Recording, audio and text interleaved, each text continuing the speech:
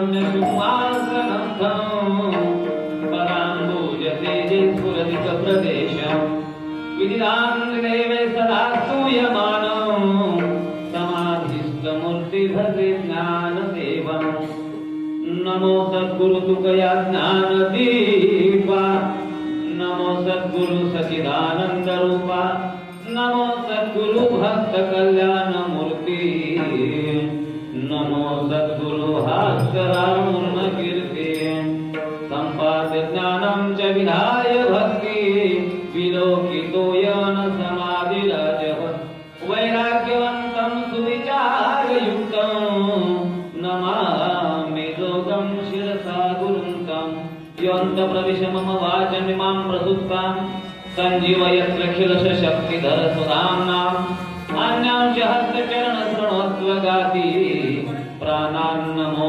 भगवते पुरुषाय तुभ्यं ब्रह्मानन्दं परमसुखदं केवलं ज्ञानमूर्ति द्वन्द्वातीतं गगनसदृशं तत्त्वमस्यादिलक्ष्यम् एकं नित्यं फलमचलं सर्वाभिसाक्षिभूतं भावातीतं त्रिगुणरहितं सद्गुरुं तं नमामि सच्चिदानन्दरूपाय विश्वोत्पत्त्यादिहेतवे तापत्रय विनाशाय श्रीकृष्णाय वयं नमः आत्मरूप गणेशु केल्या स्मरणं सकळ विद्यांचे होयाधिकरण तेची वंदू श्री चरण सद्गुरूंचे ते नमस्कार आता मस्तक हे पायावरी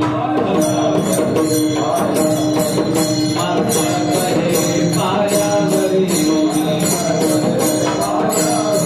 या वारकरी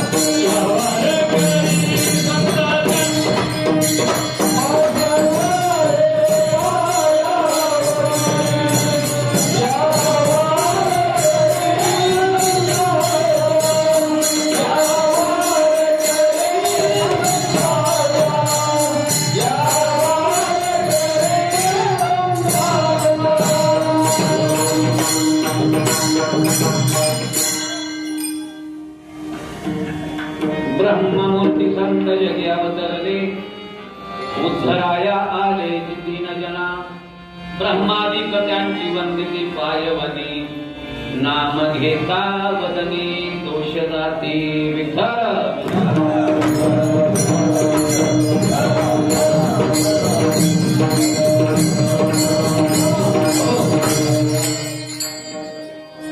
प्राप्त प्रसंगी प्राप्त स्थळी आणि प्राप्त वेळी कीर्तनरूपी सेवेकरता निवडलेला अभंग पांडुरंग परमात्मांचे अत्यंत लाडके आणि जवळचे असणारे भक्त लढीवाळ भक्त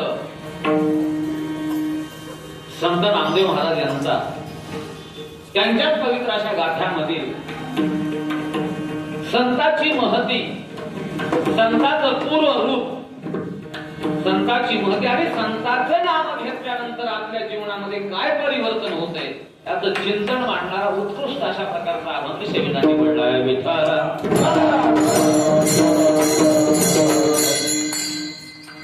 अत्यंत पावन आणि पवित्र असणारा हा जिल्हा धाराशिव या धाराशिव नगरीला पौराणिक इतिहास आहे संप्रदायाचा इतिहास आहे राजकीय इतिहास आहे आता सर्व गुण संपन्न असणारा हा धाराशिव जिल्हा आणि त्या धाराशिव नगरीमधील एक पवित्र असं भवानी चौकातील महादेव मंदिर आणि या मंदिरामध्ये गेल्या अनेक वर्षापासून अखंड हरिनाम सप्ताह ग्रंथराज ज्ञानेश्वरी पारायण सोहळा संपन्न होतो आहे आणि त्या नियमाला अनुसरून याही वर्षी तितक्याच उत्साहामध्ये तितक्याच आनंदामध्ये हा अखंड हरिनाम सप्ताह चालू आहे आणि आजचा हा सप्ताहातील तिसरा दिवस आणि या तिसऱ्या दिवसाची सेवा माझ्यासारख्या एका सामान्य साधक दशेतील जीवाकडं सुपूर्द केली ती आमचे हरिभक्त पारायण गायनाचार्य दादा महाराज आमचे राजेभाऊ करतात. सांगा गावातील समस्त भजनी मंडळांच्या प्रेमाखातर ही सेवा माझ्याकडे आलेली आहे आणि सेवेला मी या ठिकाणी आपल्या समोर उपस्थित आहे. या सेवेला अधिक सुंदर रूप देण्यासाठी मला आवडतील असे मृदंग बरं का. मला आवडतील असं का म्हणलो, कारण माझा आणि दादा महाराजांचा बराच याच्यावर चर्चा झालेली आहे. पण आज मात्र ती इच्छा माझी पूर्ण झालेली आहे. काय म्हणतात अंकुश मगरगाव, अंकुश मगरगाव पवारवाडी खूप छान मृदंग वादका ज्ञानेश्वर मगरचा पाटील कुठले किनी खूप छान मृदंग वादक त्या ठिकाणी प्राप्त आहेत. आमच्या हार्मोनियमवर आमच्या तिथेच गावातील पाटील दिलीप पाटील महाराज उपस्थित आहेत. आमचे भाऊ उपस्थित आहेत. सर्वजण या ठिकाणी उपस्थित आहेत. माता भगिनी या ठिकाणी उपस्थित आहेत. नियोजित वेळामध्ये आपण अभंगाच्या चिंतनाला पूर्णत्वाला न्यायचंय. विठ्ठल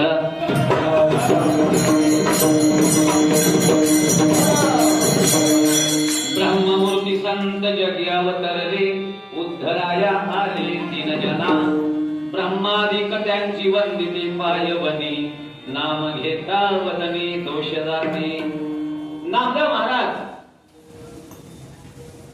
अभंगामधून संतांचं पूर्वरूप सांगतात. संत कोण आहेत आणि संत या ठिकाणी आले कशासाठी. नामदेव महाराज म्हणतात ते ब्रह्ममूर्ती आणि या जगताच्या ठिकाणी केवळ आणि केवळ त्यांच्या येण्याचं प्रयोजन जर काय असेल तर दीन जनाचा उद्धार करणं.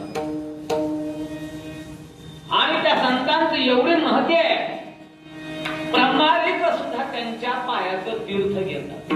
ब्रह्मादिक त्यांचे वंदिते पायवने आणि त्यांचं नाम घेतल्यानंतर आपणामध्ये असणारे जे काही दोष आहेत ते दोष दूर होऊन जातात. मग तो कसाही असू द्या, तो दुराचारी असू द्या, विषयी असू द्या, आसक्त असू द्या, संतांची कृपाधारी ताबडतोब त्याचा उद्धार होतो. आणि म्हणून नामदेव महाराज म्हणतात मी सुद्धा माझ्या जीवनामध्ये अखंड त्या संतांचं चिंतन किंवा संतांचा सहवास मला प्राप्त व्हावा असं माझ्या अंतकरणात इच्छा आहे. अखंडित नामा त्यांचा वास पाहिजे निशिती न ध्याये सत्संगती अभंगाचा शब्दशः अर्थ आहे. विठ्ठल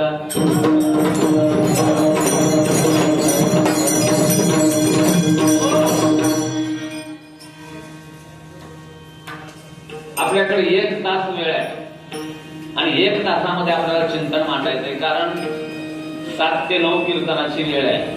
आपल्या गावाकडलं वेगळं असतंय. थोडं 10-15 मिनिटं ते असं झालं तर जमतंय, पण हा शहरी भाग आहे. नेमाला अनुसरून आपण कीर्तन करायचं. म्हणून जास्त प्रस्तावनेमध्ये न जाता डायरेक्ट अभंगामध्ये आपण प्रवेश करूया.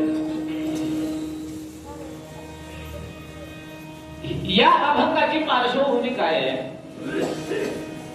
नामदेव महाराज म्हणतात ब्रह्मा मूर्ती संत त्याची अवतरली म्हणजे ब्रह्म आहे, पण ते मूर्त रूपाला आलं. ब्रह्म मूर्त कधी होत. ब्रह्माला मूर्त स्वरूपामध्ये किंवा सगुण रूपामध्ये येण्याची आवश्यकता काय पडते. कधी येतं ते सगुणाला. त्याचं काहीतरी कारण असावं लागेल. कारण असावं लागेल. बघा त्रता त्रेता द्वापार आणि कली 4 युगामध्ये भगवंताचं प्रागट्य झालेलं आहे. भगवंत म्हणजे ब्रह्म आहे, परंतु ते ब्रह्म रूपातून प्रगट होतात आणि निर्गुणातून सगुण होतात. मग सगुण ज्यावेळेस होतात त्यावेळेस काय कारण असावं. त्याचं कारण एकच आहे. ज्या वेळेस धर्माला ग्लानी येते, ज्या वेळेस अधर्म वाढतो, त्या वेळेस देवाला अवतार घ्यावा लागतो. यदा यदा हि धर्मस्य ग्लानिर्भवति भारतः अभ्युत्थानम् अधर्मस्य तदात्मानं सृजाम्यहम् परित्राणाय साधूनां विनाशाय च दुष्कृतां धर्म संस्थापनार्थाय संभवामी युगे युगे. का बरं? ज्या वेळेस धर्माची हानी होते, ज्या वेळेस अधर्म वाढतो, ज्या वेळेस ब्राह्मणांना, गायींना, ऋषींना, मुनींना, साधूंना, संतांना ज्या वेळेस त्रास होतो, धर्म लयाला जातो आणि त्या धर्माचं संस्थापन करण्यासाठी देवाला अवतार घ्यावा लागतो. आहे का नाही? धर्मरक्षावया अवतार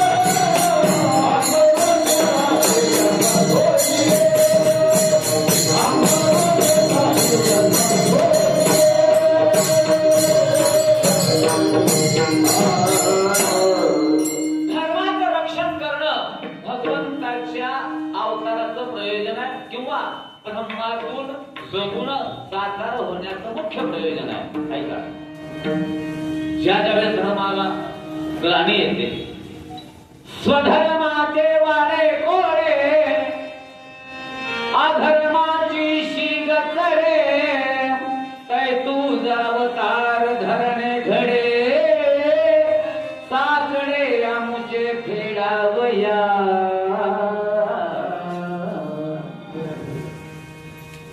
ज्यावेळेस अधर्माची शीग चढते, त्यावेळेस धर्माचा उभारी देण्याकरता, धर्माचं रक्षण करण्याकरता देवाला अवतार घ्यावा लागतो. ऐका, का एवढा धर्माचं वेळ आहे? ऐका, कशासाठी? धारणात धर्म मिथ्याहु धर्मेन विधृत प्रजा हा तस्मात् धारयते सर्वं त्रैलोक्यस्य चराचरम्. म्हणजे धर्माचं रक्षण तुम्ही केलं तर धर्म तुमचं रक्षण करतोय. मागल्या 4-5 दिवसाची घटना आहे. काय विचारून गोळ्या घातल्या? काय विचारून गोळ्या घातल्या? धर्म विचारून गोळ्या घातल्या. धर्म विचारून तुमचा धर्म कोणता? हिंदू म्हटल्या गोळ्या घातल्या.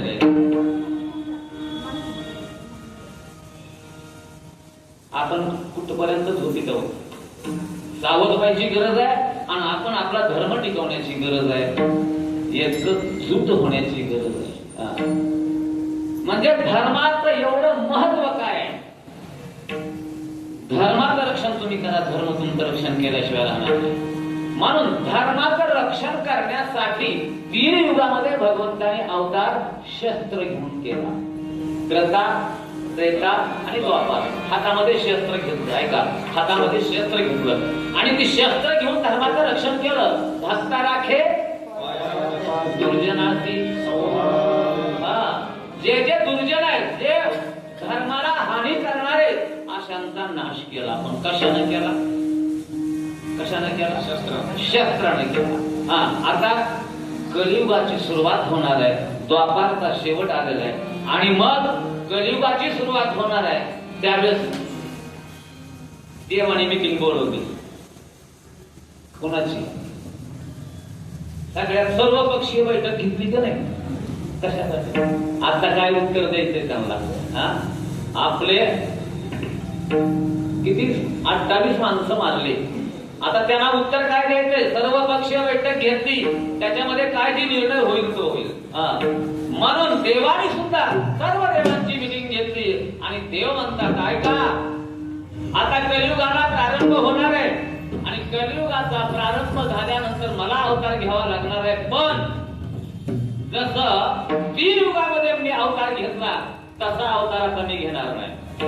धर्माचं रक्षण करणं तुमचं आमचं सर्वांचं काम आहे, परंतु धर्माचं रक्षण कलियुगामध्ये हातामध्ये शस्त्र घेऊन करायचं नाही. आपल्याला काय घ्यायचं मग? शास्त्र. हातामध्ये आपण शास्त्र घेऊन आपण आता धर्माचं रक्षण करायचंय, कारण आता या युगामध्ये हातामध्ये शस्त्र जमणार नाही. मग सगळेजणी म्हटलं कसं कसं करायचं काय नाही. त्यावेळेस देवाने सांगितलं, बघा ब्रह्मदेवाला सांगितलं तुम्ही सोपान व्हा. ब्रह्मा सोपान तो झाला, भक्ता आनंद प्रवर्तला. असे सगळ्या देवाला कामं वाटून दिले. त्यावेळेस सगळ्यांनी विचारलं आम्हाला काम दिलं, पण आपण काय, तुमचं काय आहे, तुम्ही कोणतं मार्ग घेणार. त्यावेळेस त्याने सांगितलं मी ज्ञानेश्वर होऊन या ठिकाणी प्रकट होणार आहे. महाविष्णूचा अवतार, महाविष्णूचा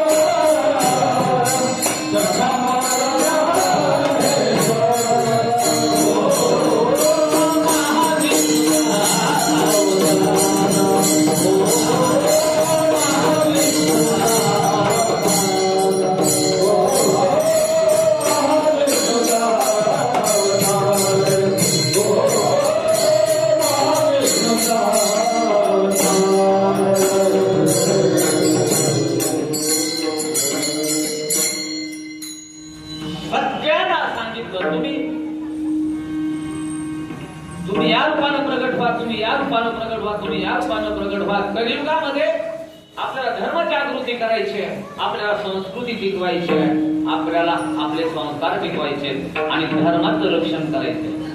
म्हणून त्या धर्माचं रक्षण करण्यासाठी ते जे ब्रह्म आहे, कोण ते निर्गुण निराकार असणारं जे ब्रह्म आहे ते मूर्त स्वरूपामध्ये प्रगट झालं. मूर्त स्वरूपामध्ये प्रगट म्हणजे संतांच्या रूपाने या पृथ्वी तलावर प्रगट झालं. अभंगाचं पहिलं ब्रह्ममूर्ती संत जगी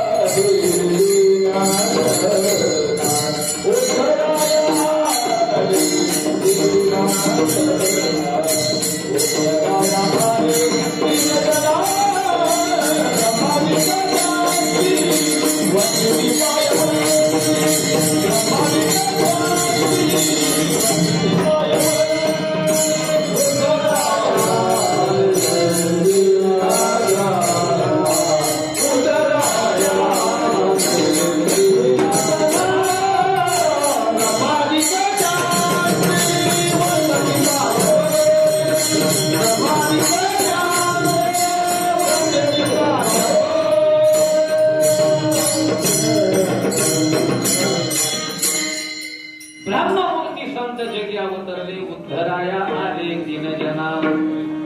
कुठून आले? कुठून आले? वरून खाली. अवतरती अवतरती म्हणजे वरून खाली येणं. आणि वरून खाली येणं सगळ्याला आवडते का? खालून वर जाणं आवडतं का वरून खाली येणं आवडतं का? बघा का, खालून वर जाणं आवडते का वरून खाली येणं आवडते? व्यावहारिक दृष्ट्या बघा, सरपंच होऊन नगराध्यक्ष झालेलं आवडतंय, पुन्हा मंत्री झालेला आवडतंय का मंत्री झालेला सरपंच व्हायला आवडते? काय आवडतंय? खालून वर जायला आवडतंय, म्हणजे एक एक पायरी वर चढायला आवडते, पण वरून खाली येणं हे आवडत नाही. पण संत मात्र येतात कशासाठी? आणि ज्या सुखा कारणी देव वेढावला, ज्या सुखा कारणी देव वेढावला, वैकुंठ सोडून देव वैकुंठ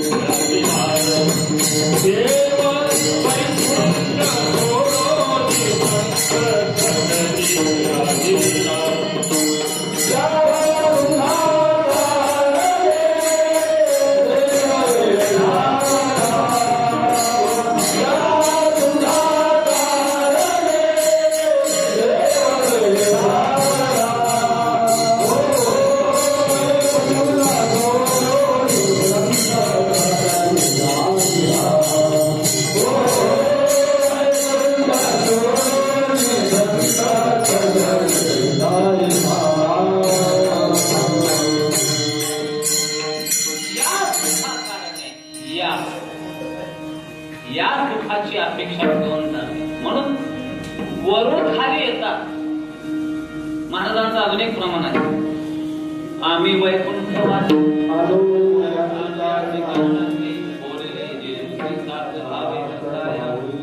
वैकुंठातून या ठिकाणी येतात. किंवा अजून एक प्रमाण आहे, येथे उपकारासाठी म्हणून वैकुंठात खाली येतात. आणि केवळ येण्याचं कारण दुसरे काही नाही, उद्धराया आले.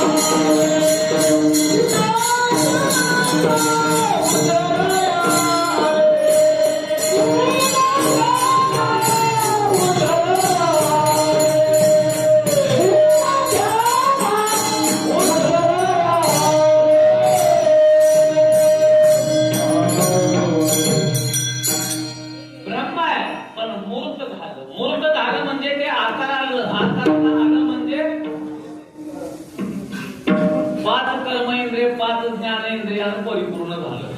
निर्गुणातून सगुणाला आलं की आकाराला आलं. जरी आकाराला आलं पण त्याच्यामध्ये असणारा जो त्याचा जो गुण आहे तो गुण काय लपत नाही म्हणा. स्वभाव आहे. काय स्वभाव आहे? धर्माचं रक्षण करणं हा स्वभाव आहे. आणि स्वभावामध्ये फरक पडेल. काहीही करा, स्वभावामध्ये फरक येतोय येणार आहे. स्वभावामध्ये फरक का पडत नाही? आपल्याकडे मन आहे, स्वभावाला औषध. त्याची कशीही स्थिती असू द्या, स्वभावामध्ये फरक पडत नाही.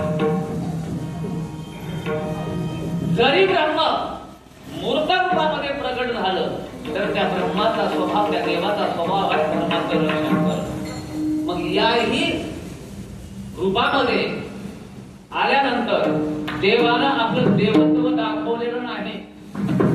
बघा, कृष्ण भगवंताच्या चरित्राचा जर अभ्यास केला तर कृष्ण भगवंताने असं कुठं सांगितलंय का मी देव आहे? सांगितलंय का मी देव आहे असं? मग कुठं?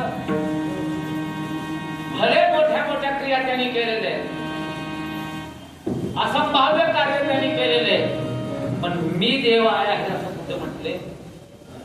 7 दिवस गोवर्धन करंगळीवर धरला होता, पण मी देव आहे असं नाही म्हणले. गोपाळ म्हणले, अरे म्हणले आम्ही डोके लावून काट्या लावून बेजारायचं म्हणले, तू नुसती करंगळी लावला. एवढं काही तू चुरू चुरू खाल्लं समजून इथं काम करायला माझं घेतो का? हा, नुसती करंगळी लावतो का? काढ तुझी ती करंगळी, काढू काढ. जराच करंगळी तुझी केली, काय झालं? गोवर्धन खाली यायला लागला. पुन्हा म्हणले सगळेजण, अरे अरे नाही लाव म्हणले, लाव. आमच्याकडे एक 5-6 सेकंदच करंगळी थोडी हरली होती. 93ला काय झालं होतं माहिती आहे की सगळं? देवानं असंभाव्य कार्य केले, परंतु मी देव आहे असं देव कधीच म्हणलेलं. अर्जुनाला विश्वरूप दर्शन दिलं, माता यशोदेला मुखामध्ये ब्रह्मांड दाखवलं, माया टाकली, परंतु मी देव आहे असं त्याने म्हटलेलं. पण आम्ही काय म्हणतो? मी देव आहे. असा एक संप्रदाय आहे, मी देव आहे, माझी पूजा करा, माझी भक्ती करा, माझी आरती करा. म्हणतो का नाही? म्हणतो का नाही? करा तर कुणाला? अरे देव म्हणणार मी देव आहे म्हणून, आणि तुम्ही काय म्हणता? ऐका, तुकाराम महाराजांचं प्रमाण आहे, मी माझ्या मन काय बोलत नाही महाराज. ऐका, ये गमनती आम्ही देवची पैधारो. तुकाराम महाराजांच्या काव्यामध्ये आवड आहे, ये गमनती आम्ही देवची पैधारो, ऐसे नका बोलो पडाल पत्नी. नका बोलू रे असं, पत्नी पडाल पत्नी. देवाची बरोबरी तुम्ही अजिबात करू नका. देवे उचलली स्वमुखे मेदिनी, तुमच्याने कोणी न उचलवे. उचलते का? देवानं तोंडानं पृथ्वी उचलली. आपल्याच्यानं 100 किलो तर उचलना म्हणून 50 किलो तर काढलं. आता 50 किलो तरी उचलना, आता 25 तर काढावं लागलं. आहे का नाही? 25 त्याला सुद्धा दोघं तुम्ही निघून काढाले. महाराज काय सांगायचं? देव मारिले दैत्य दानव मोठे, तुमच्याने न तुटे तृण मात्र. आणि राजा विठोबाचे पद जो अभिलाषी, पातकाची राशी तुका म्हणे विठ्ठल विठ्ठल.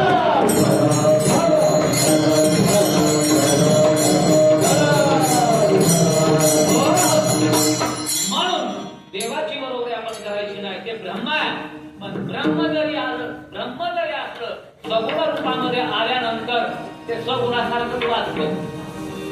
ते ब्रह्मासारखं नाही वाचत, सगुणासारखंच वागावंच लागतं.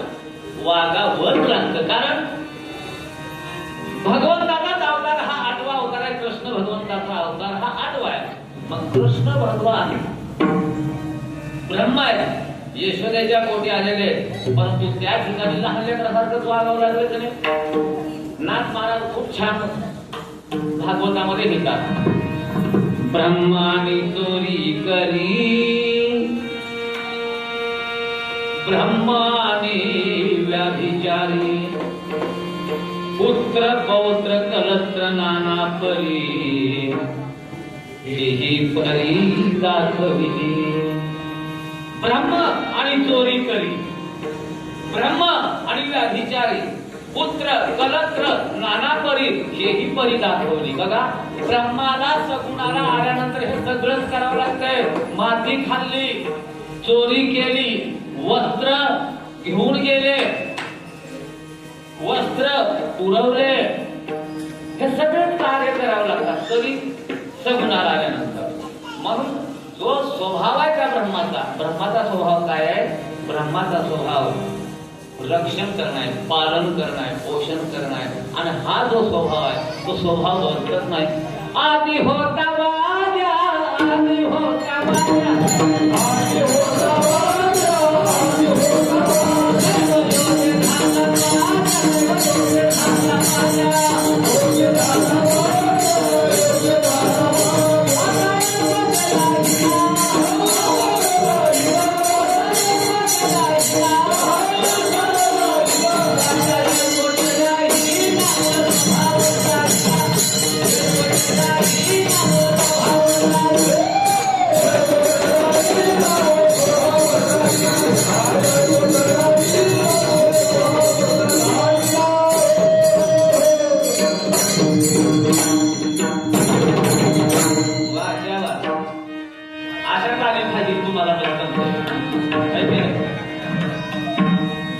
स्वभावात फरक पडत नाही. आधी होता ग्रामदोषी काका असणारा आता काकाले आपण धाराशिवचा नगराध्यक्ष जर केलं, काका पंचांगात सोडतो का? सोडतो का? मूळ स्वभाव आहे. आधी काही बी घेऊ द्या, पण पंचांग वगैरे सोडणार नाही, का मूळ स्वभाव आहे. आधी होती दासी पट्टराणी केले तिशी, तिचे हिंडणे जाईना, मूळ स्वभाव जाईना. आधी होता संत संगे, तुका झाला पांडुरंगे, त्याचे भजन राहीना, मूळ स्वभाव. स्वभावात फरक पडत नाही. तसं ब्रह्म जरी असलं, सगुणाला आलं तर सगुणाला आल्यानंतर तेच कार्य करतं की ज्याला ते आवडतं. कोणतं? फक्त धर्माचं रक्षण करणं. म्हणून उद्धराया आले दीनजना. दीन म्हणजे कोण? आता प्रत्येक शब्दाचं चिंतन मांडायचं म्हटलं तर शक्यच नाही म्हणा. दीन कोण? दीन या शब्दाचा अर्थ वेलांटी लावली की बदलते. पहिली वेलांटी लावली दला, दीन म्हणजे सूर्य होतो, आणि दुसरी वेलांटी लावली गला, दीन म्हणजे गरीब होतो. आता या ठिकाणी महाराजांनी हा दीन शब्द का वापरला असेल? गरिबी आणि श्रीमंतीच्या या बाबतीत तो शब्दच नाही. तो कशासाठी शब्द आहे? दीन म्हणजे काय? इंद्रियाचे दिने आम्ही केलो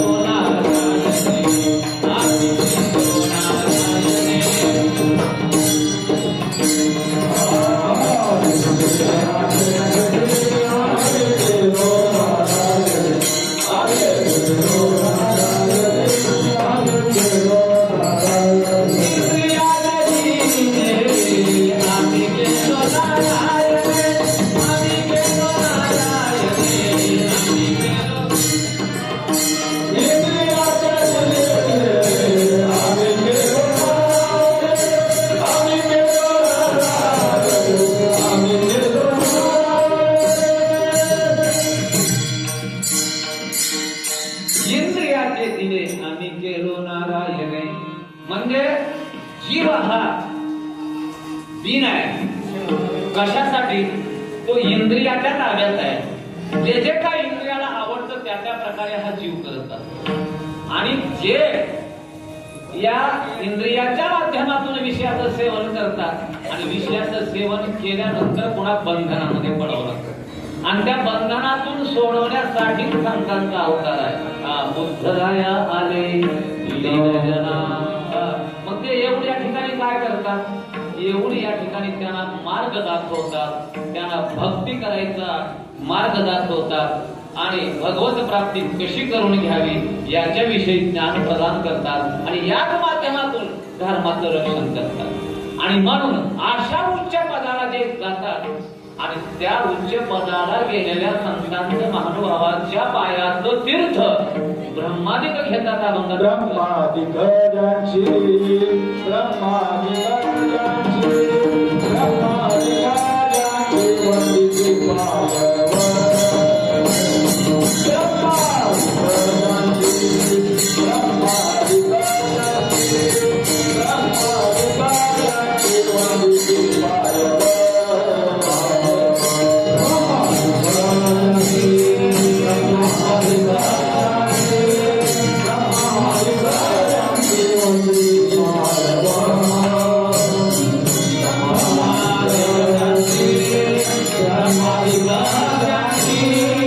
ब्रह्मादिक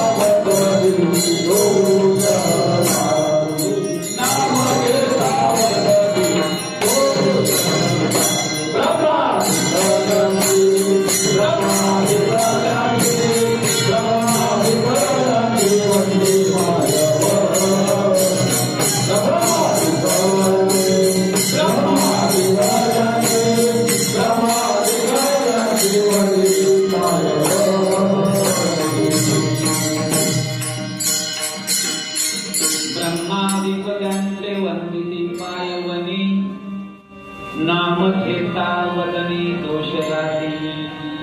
त्यांच्या पायाचं तीर्थ ब्रह्मादिक घेतात का? काय त्या पायामध्ये? संतांच्या पाय आणि आपल्या पायामध्ये फरक का? संतांच्या पायात आणि आपल्या पायात आपण पाहायला गेलं तर काही फरक नाही, पण चरण आचरणानं ते चरण फार पवित्र आहे का? पुंडलिक महाराज ज्यावेळेस काशीला निघाले होते त्यावेळेस त्यांच्या दृष्टीला असं आलं, एक 5-6 काही स्त्रिया, मलिन झालेल्या स्त्रिया आश्रमामध्ये गेल्या आणि काही वेळानं ज्यावेळेस त्या बाहेर आल्या त्यावेळेस त्या सुंदर दिसत होत्या. पुंडलिकाला गोड वाटलं. आपल्या डोळ्यासमोरून काही स्त्रिया त्या आश्रमामध्ये गेलेल्या, अगदी गहाण झालेल्या स्त्रिया दिसायला, पण ज्यावेळेस बाहेर आल्या त्यावेळेस त्या बाहेर आल्या त्यावेळेस एवढ्या सुंदर दिसत होत्या, एवढ्या सुंदर दिसत होत्या. पुंडलिकाला वाटलं काय प्रकार आहे, काय चमत्कार आहे बघावं म्हणून पुंडलिक महाराज त्या आश्रमामध्ये गेले. आश्रमामध्ये एक साधू होते आणि त्यांचं दर्शन घ्यायला पुढे गेल्याबरोबर साधू म्हणले, माझ्या दर्शनाला येऊ नको का? तू पाहते पुंडलिकानं काय केलं होतं? बायकोला खांद्यावर घेतलं होतं आणि काशीला चालला होता. म्हणून ते काय म्हणले, तू पाहतेस म्हणजे माझ्या दर्शनाला येऊ नको. पुंडलिक महाराज म्हणतात, ठीक आहे, पण माझ्या एका प्रश्नाचं उत्तर मला हवंय, माझ्या शंकेचं निरसन करा महाराज. म्हणजे काय? आता मी पाहिलेल्या आश्रमामध्ये 7-8 स्त्रिया काही आल्या, अगदी मलिन झालेल्या, पण ज्यावेळेस बाहेर गेल्या त्यावेळेस एकदम त्या सुंदर आणि स्वच्छ दिसत होत्या. कोण होत्या? त्यावेळेस त्या महात्म्याने सांगितलं, या पृथ्वी तलावरच्या त्या नद्या होत्या. नद्या असंख्य लोक त्या नदीमध्ये जाऊन स्नान करतात आणि आपली पाप त्या नदीमध्ये सोडतात. त्या पापानं त्या नद्या अपवित्र झालेल्या असतात, मलिन झालेल्या असतात आणि त्या मलिन झालेल्या स्त्रिया त्या नद्या त्या संत महात्म्याच्या चरणाजवळ येतात आणि चरणाचं दर्शन घेतलं, मायाचं तीर्थ घेतलं की परत पाहिल्यासारख्या त्या होतात. तीर्थे तया धायायती पुण्य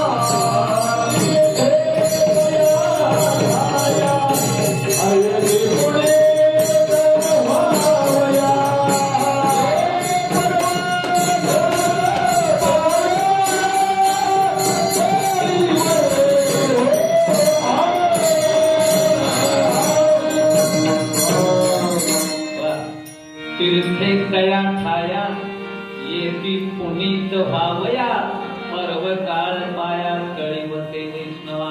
तीर्थे पायाचं दर्शन करण्यासाठी येतात. ऐका, 21व्या शतकातील महान संत ज्ञानेश्वर माऊली ताकरवाडीकर प्रत्यक्ष घटना डोळ्यानं पाहिलेले, म्हणून या प्रमाणाला अगदी योग्य पुरावा त्या ठिकाणी सापडतो महाराज. साखरवाडीकर माऊली त्यांचं देहावसान झाल्यानंतर ज्या ठिकाणी समाधी करायची होती, आता जे समाधी स्थळ आहे ना, कुठे उमाटाला म्हणतात, उमाटाला साखरवाडीला, पण त्या ठिकाणी ज्यावेळेस त्यांच्या समाधीसाठी जागा खोदली जात होती, त्या उमाटावर पाणी लागलं होतं. पाणी प्रत्यक्ष पाहिलेलं प्रमाण आहे का उमाटावर.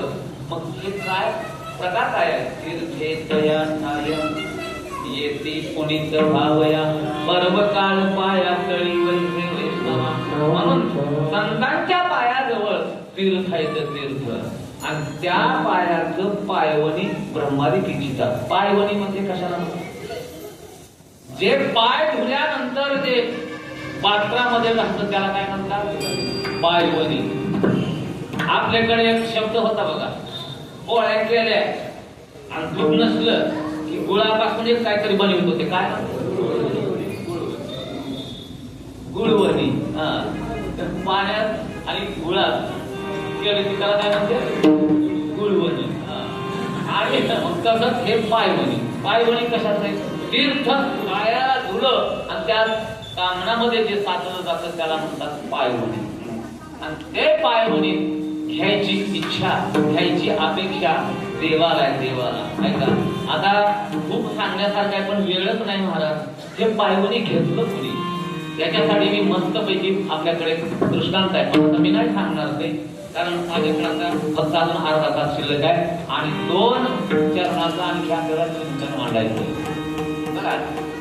मग असे जे संत आहेत, असे संत या पृथ्वी तलावर येतात आणि पृथ्वी तलावर आल्यानंतर त्यांच्याकडे कुणीही जाऊ द्या, कसाही असू द्या, तो उद्धरतो. हो का दुराचारी विषयी आसक्त.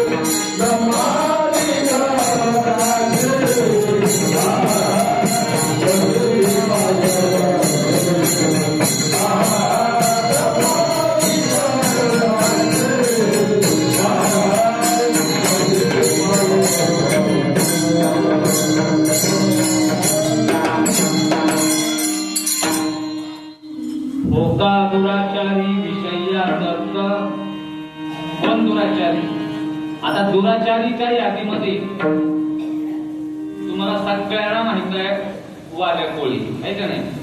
सगळ्यांना प्रश्नांचं माहित आहे, मी सांगणार नाही, तुम्हाला सांगतो आहे का नाही. वाल्याचं सगळ्यांना माहित आहे की त्यानं काय केलं, नारदाला अडविलं. नारद म्हणले तू कोणासाठी करतो? घरच्यासाठी. घरचे तुझ्या पापात सहभागी होतात नाही, सगळ्यांनी ऐकलेलं आहे. ऐका मी दुसरा दृष्टांत सांगतो. एक थोर महात्मे या गावावरून त्या गावाला जात असताना जंगलामधून चाललेले पहिल्यासारखे आताच्यासारखे काय मोठे हायवे वगैरे काही रोड नव्हते आणि जंगलामधून चालले. पायवाट होती, पायवाट. आणि त्या पायवाटाने आपलं जात असताना असा द्वेष आणि मुखानं त्या भगवंताचं नामस्मरण नामचिंतन करत करत निघालेले ऐका. बऱ्याच अंतरावर गेल्यानंतर निर्मनुष्य अशा त्या वनामध्ये एक पारधी होता. पारधी आणि त्या पारध्यानं या महात्म्याला पाहिलं. या वेशभूषावरून त्यांना असं अंदाज काढला की बहुतेक कोणतरी महात्मे. आणि मग तो गेला. असंही आपल्याला कुठं सत्याला जाणवत नाही. असंही आपल्याला कुठं कथा ऐकायला जाणवत नाही. आपल्याला सोमवार माहित नाही, एकादशी माहित नाही, काय पुण्याचं कर्मच आपल्या हातून काय घडत नाही. जरा दर्शन तरी घ्यावं म्हणून तो त्या महात्म्याच्या दर्शनाला गेला. महात्म्याचं दर्शन घेतलं. श्री संताची या माता चरणावरी साष्टांगली करी आणि दंडवत घातला आणि महात्म्याच्या पुढे हात जोडून उभा राहिला आणि म्हणतो, महाराज कुठे चाललात आपण? सांगितलं अशा अशा गावाला चाललेलो आहे. बरं महाराज एक थोडा वेळ माझ्यासाठी द्या ना. म्हणले काय बाबा काय? सांग. काय नाही, माझ्या झोपडीमध्ये आपण यावं, माझी झोपडी आपण पावन करावी आणि माझ्या झोपडीत येऊन थोडस पाणी वगैरे काहीतरी घेतलं तर आनंद वाटेल मला. संत महात्मे म्हणतात काय हरकत नाही. आता आम्हाला बऱ्याच ठिकाणी म्हणतात, महाराज तुमचे पाय आमच्या घराला लागू द्या, आमचं काहीतरी चांगलं होईल. आता आमचे रोजच पाय आमच्या घराला आहेत, आमचं चांगलं झालं तुमचं कसं चांगलं.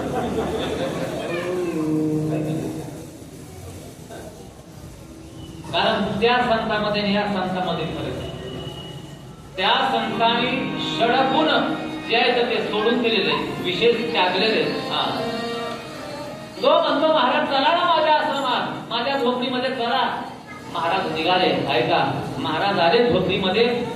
त्यानं ते चटईचं आसन टाकलं. महाराज त्या आसनावर बसले आणि बसल्यानंतर तो हात जोडून पुढं उभा राहिला. महाराज पाणी घ्या.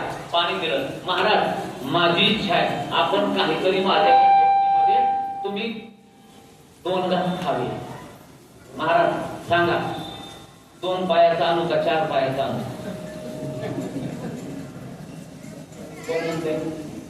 पारधी. आता त्या पारध्याचा धंदा असते. त्याला काय नाही कोण काय खातं, कोणाचं भोजन कशा प्रकारचं त्या पारध्याला काय माहिती असणार. तो म्हणतो सांगा महाराज माझ्या झोपडीमध्ये तुम्ही 2 घास खावे लागतील, मला आनंद वाटेल. सांगा 2 पायाचा आणू का 4 पायाचा आणू? सांगा. ऐका पुढं. महाराज म्हणले मला ते ग्लास तू आणून देशील का? महाराज तुम्ही फक्त नावच काढा. आता या पारध्याला वाटायचं बहुतेक हिस्सं मागत आहे का असं या पारध्याचा अंदाज. महाराज म्हणे मला जे लागतं ते तू आणून देशील का? सांगा महाराज. पारधी आहे, नियमामध्ये प्रवीण आहे, बाण मारण्यामध्ये तरबेज आहे. कुठलंही श्वापद, कुठलाही प्राणी या वनामधला मार्ग तुम्हाला आणून देतो. बरोबर का? नाही जर दिलं तर प्राण देईन. हो प्राण तुमच्यासाठी प्राण देईन महाराज, पण तुम्हाला जे लागतंय ते मी आणून देणार. सांगा तुम्हाला काय पाहिजे. महाराज म्हणतात बरोबर का तू आणून देणार नाही? अहो तुम्ही सांगा तरी. त्यावेळेस त्या महाराजांनी सांगितलं आहे सावळ्या रंगाचं आहे. ऐका बरं. महाराजांनी पुण्या पक्षाचं वर्णन केलंय. मला असा पक्षी आणून दे. त्या पक्षाचं वर्णन सांगतो. आहे तो सावळ्या रंगाचं आहे, कुरळ्या केसाचं आहे, डोक्यावर मोर पंख आहे, हातामध्ये छोटीशी बासरी आहे, कमरेला पिवळा पितांबर आहे. अशा प्रकारचं पाखरू मला आणून दे. आता ह्याच्या बासुद्यांनी कधी असलं पाखरू बघायला घेतलं नव्हतं. वनामध्ये काही असले पक्षी प्राणी मारलेले. आता नाही म्हणावं तर संत सांगतात त्या अर्थी असलंच पाहिजे. म्हणून तो पारधी आपल्यापाशी जे काही शस्त्र सामुग्री ती घेतली आणि वनामध्ये फिरू लागलाय. किती फिरल्यावर त्याला तो पक्षी मिळेल का? नाही मिळणार. तो नाहीच तर मिळेल कसा? पण संतांच्या पायावर विश्वास आहे. संतांच्या पायावर ऐका महाराज म्हणतो प्रमाणे संतांची पायी हा माझा विश्वास.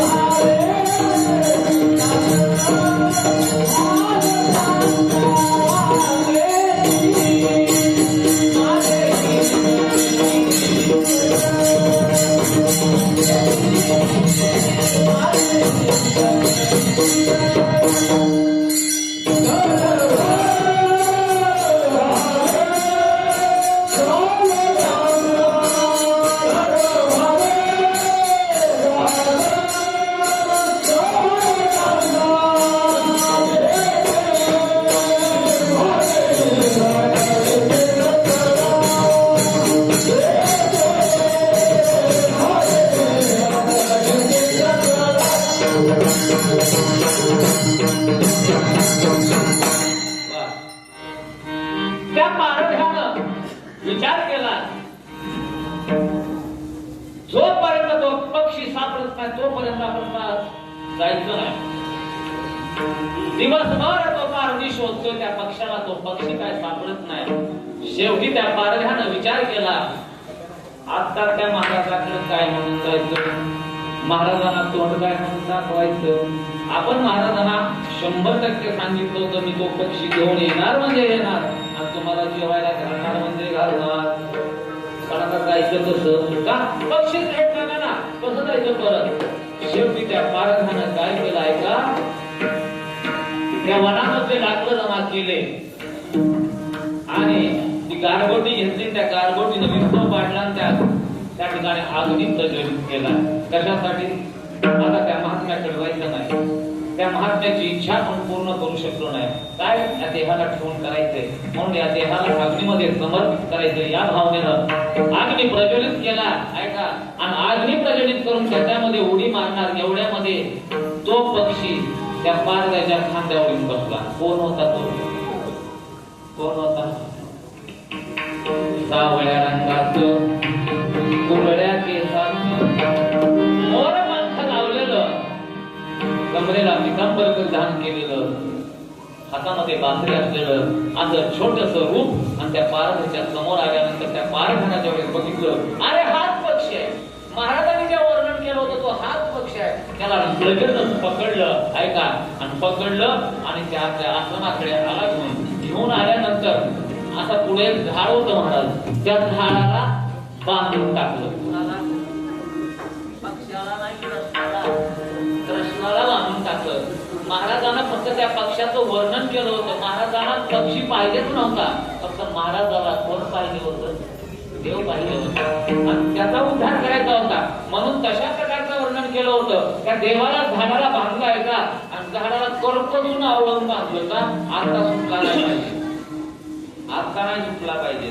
आणि मग झाडाला बांधलं आणि तो पारडीमध्ये गेला. महाराज महाराज उठा, महाराज महाराज उठा, तुम्ही जो म्हणलेला पक्षी मी आणला. महाराज म्हणजे खरं आणला, अहो खरं महाराज, सावळ्या रंगाचा हो महाराज, कुरळ्या केसाचा हो महाराज, डोक्यावर मोराचं पंख हो महाराज, एवढा पितांबर परिधान केलेला अहो हो महाराज, हातामध्ये बासरी अहो खरंच महाराज. कुठे आहे, झाडाला बांधलाय. असं म्हणल्यानंतर महात्म्याला पण जवळ वाटलं. महात्म्या म्हणतात खरंच हो खरंच, चला जरा दाखवतो तुम्हाला. महाराज आले आणि तो पुढं गेलं तर बघतात महाराज काय दिसलं त्या महाराजाला, माझ्या कृष्ण भगवंताला करपसून आवडून बांधलेलं आहे. आणि कृष्ण भगवान त्या ठिकाणी हलणार बोलणार. त्यावेळेस त्या महात्म्याने त्या पारध्याचं दर्शन घेतलं. महाराज अरे आम्ही आतापर्यंत संप्रदाय केला, भगवत पूजन केलं, चिंतन केलं, योगी याच्या ध्यानी ध्याता ना तुलसी तो आम्हा मागे मागे पुढे कितीही सायस केले तर त्याची प्राप्ती आम्हाला झाली नाही. पण आज तुझ्यामुळे प्राप्ती झालेली आहे. आणि म्हणून त्या संतांनी त्या पारध्याचा उद्धार केला. म्हणून उद्धराया आले दीन जना आसो दुराचारी. पारधी कसा होता, दुराचारी होता. पण त्या दुराचारी पारध्याला सुद्धा त्या संत महात्म्यामुळं त्या देवाचं दर्शन झालं. पारध्याला संत महात्मे म्हणतात अरे हा पक्षी नाही मग कोण आहे, अरे या विश्वाचा मालक आहे, या विश्वाचा चालक आहे, या विश्वाचं भरण पोषण करणारा तो भगवान आहे. त्या पारध्याला सुद्धा वाटतं वा वा वा, का उदळे भाग्याचा अवधी चिंता वारली, संत दर्शनी हा लाभ पद्मनाभ जोडला. बघा ज्याला जीवनामध्ये कशाची प्राप्ती झाली नाही, आज या संतांमुळे साक्षात भगवंताची प्राप्ती झाली. म्हणून आसो दुराचारी विषयी आसक्त संत कृपेश्वरी उद्धरते. दुराचारी विषयी आसक्त. आता दोन्हीचं थोडक्यात सांगूया आणि आपण शेवटच्या चरणाकडे जाऊया. दुराचारी हा पारधी. आता विषयी कोण, ऐका मीराबाईचं कथानक माहित आहे आपल्याला. मीराबाईच्या घरी घरचं काम करण्यासाठी एक वृद्ध स्त्री यायची. वृद्ध स्त्री त्या घरचं काम करायची. राजवाडा होता, तो राजाची मुलगी होती, परंतु लहानपणापासून कृष्ण भक्तीमध्ये लीन झालेली होती. कारण आई वडीलच तसे होते, आई वडील कृष्णाची भक्ती करणारे होते. म्हणून आपण कसेच वागू तशा प्रकारे आपले मुलं वागतात आहेत. आपण आपल्या मुलावर संस्कार करत असतो, आपल्या आचरणाचा प्रभाव आपल्या मुलावर पडत असतो.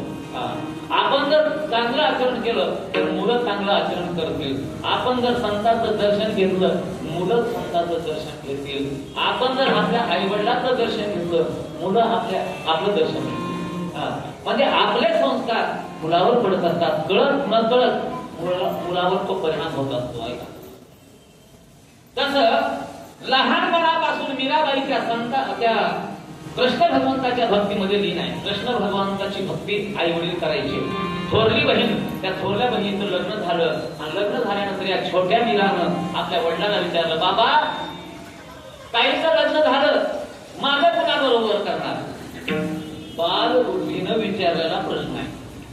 बालबुद्धीने विचारलेला प्रश्न आहे, माझं कुणाबरोबर करणार? आणि ती वडील सहजच म्हणून गेले, तुझं या प्रश्नातून. आणि तोच शब्द अंतकरणामध्ये ठसावला गेला. तेव्हापासून कृष्ण भगवंताच्या भक्तीमध्ये एवढी मीरा लीन झाली, एवढी मीरा लीन झाली की काही नाही. लग्नही झालं का करावं लागतं लग्न, आई वडिलांची जबाबदारी आहे. लग्न जरी झालं तरी त्या ठिकाणी गेली तर तिथंही कृष्णच भक्ती चालू आहे. कृष्णच भक्ती चालू आहे. हातामध्ये ती एक तारी घ्यायची, कृष्णाचं भजन करायचं. नाचूंगी नाचूंगी नाचूंगी नाचूंगी नाचूंगी नाचूंगी नाचूंगी नाचूंगी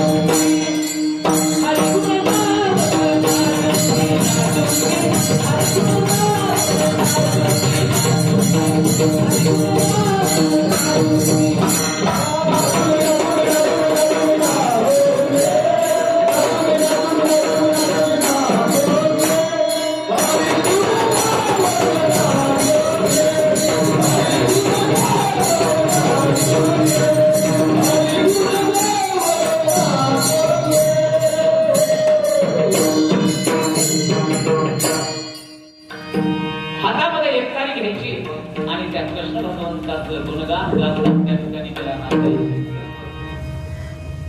आणि त्या घरामध्ये एक वृद्ध स्त्री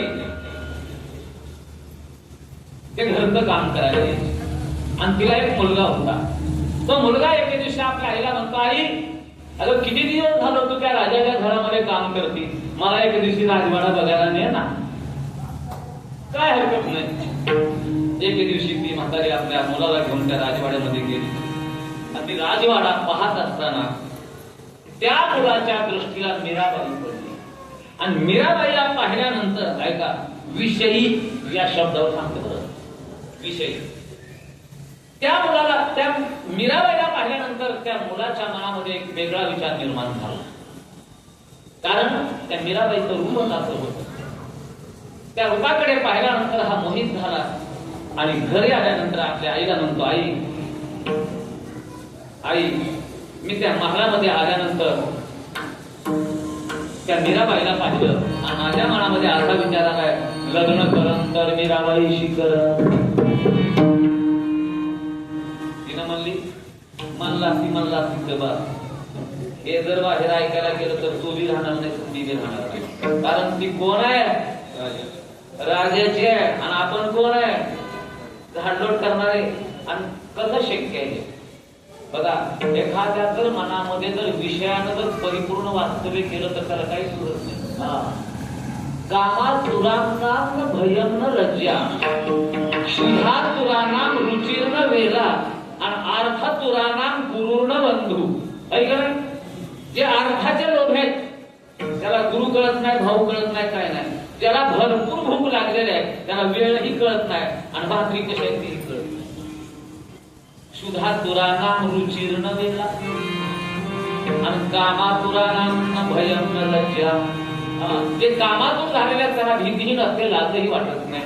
म्हणून तो आपल्या आईला म्हणतो, करत तर तिच्याशी लग्न नाही तर लग्नच करणार नाही. त्याला खाणं पिणं व्यर्थ केलं. बघता 5-6 दिवस निघून गेले. हा काहीच खात नाही, पडून राहिला. एकटा मुलगा आहे. त्या म्हातारीला वाईट वाटायला लागलं, काय करावं. दररोज कामाला जायची आणि काम करून परत यायची. त्या म्हातारीचं तोंड सुकलं आणि हे मीराबाईनं पाहिलं. मीराबाई म्हणते, आवाई काय तुम्हाला अडचण आहे का? काय तुमच्या पाठीमागं काही संकट आहे का? काय नाही, काय नाही, काही काय नाही. नाही काहीतरी आहे, बघते मी. 6 दिवस झालं तुमचा चेहरा उदास दिसतोय. काय सांगा कारण? कुठली अडचण आहे सांगा, मी तुमची अडचण सोडवते. ती सांगणं गेली का? सांगण्यासारखंच नाही तर काय सांगावं. शेवटी मीराबाईनं खोदून विचारलं, सांगा सांगा, मी तुमच्या मुलीसारखे आहे, मला तुम्ही माझ्यापाशी तुम्ही मन मोकळं करा, सांगा ना काय अडचण आहे. त्यावेळेस मग मीराबाई म्हणते, आपलं ती म्हातारी म्हणते, ऐका त्या दिवशी मी तुमच्या घरी आले होते, माझा मुलगा बरोबर आला होता. तो आला होता ना, त्यानं तुम्हाला पाहिलंय आणि पाहिल्यानंतर तो असा म्हणतोय की करण लग्न तर मीराबाईशी करण. आज 6-7 दिवस झालं तो अन्नाचा कण नाही, पाण्याचा थेंब पोटामध्ये नाही, तो पडू नये. याचं दुःख मला आहे, कसं सांगू तुम्हाला, म्हणून मी सांगत नव्हते. मीराबाई म्हणते, एवढं ठीक आहे, जाऊन त्याला सांगा मी लग्नाला तयार आहे. त्या म्हातारीला वाटलं बरं झालं. गेली म्हातारी आणि गेल्यानंतर त्या मुलाला म्हणते, उठ, मीराबाई लग्नासाठी तयार आहे आणि तुला बोलवले. लगेचच त्या म्हातारीने त्या मुलाला राजवाड्यामध्ये नेलं, मीराबाईच्या पुढे उभा केलं. मीराबाई म्हणते, तुला माझ्याबरोबर लग्न करायचंय? तर हो ठीक आहे, मीही लग्नाला तयार आहे, पण ऐक माझी एक अट आहे. कोणती अट आहे सांगा? कुठलीही अट कबूल करतो. आता आमचे पोरं कुठलीही अट मांडण्यात गेले. काळी असली तर हे तर काय करते आता? 8 पाहिजे होत्या, मला गोरीची पाहिजे, शिकलेली पाहिजे, महाराज कसली असू द्या, द्यायला तयार आहेत का बघा. चालेल ना? तसा तो मुलगा म्हणतो, सांगा कसलीही अट सांगा, मला त्या अट मान्य आहे. ठीक आहे, ये म्हणून. आणि मग मीराबाईला समोर घेतलं. कृष्ण भगवंताचा फोटो आता पुढे ठेवलेला आहे. कृष्ण भगवंताच्या फोटोला हार घातलेला आहे आणि मीराबाई अशी बसलेली आहे. त्या मुलाला म्हणते, तूही माझ्या जवळ, मी जशा प्रकारे म्हणन तशा प्रकारे तूही म्हणायचंय. मी जोपर्यंत उठत नाही तोपर्यंत तूही उठायचं नाही. एवढं